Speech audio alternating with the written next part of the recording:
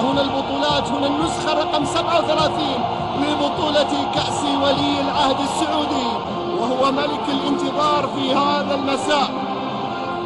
وبالتالي مشاهدينا الكرام متابعينا في كل مكان، نشاهد ونتابع إيفان هاشك في ظهوره الأول، وهو خبيرا بمنطقة الخليج العربي باعتبارنا وكان مدربا للزول يصفر، وكلنا شوقا لهذه المباراة. عامر عبد الله المري يحييكم. بشي على الطرف الأيمن بمشالي ولي، كرة أمامية للهلال في المرمى. الله! هم متعودين وهم ناويين، هم الهلاليين يتقدمون الآن، يسجلون الآن. الخيل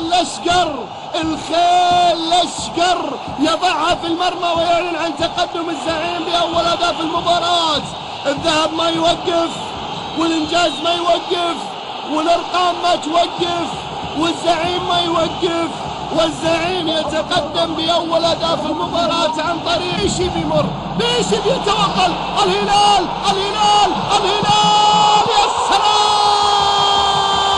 مقابل لا شيء عن طريق مايكون كرة القدم السعودية، ويلعب بالأزرق كأنه في الإنتر، وبيلعبها للعابد الذي يضعها في المرمى ليعلن عن تقدم الزعيم بهدف ثاني.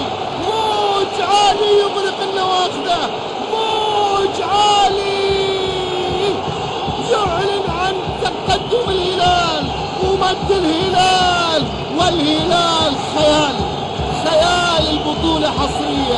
البطولة حصرية. مفروض الكاس يكون لونه أزرق قبل بداية الموسم، ويعطون الهلال ويفكون العالم من هسد. كرة تقالي بيلعبها، كرة يتفق في المرمى. السلام!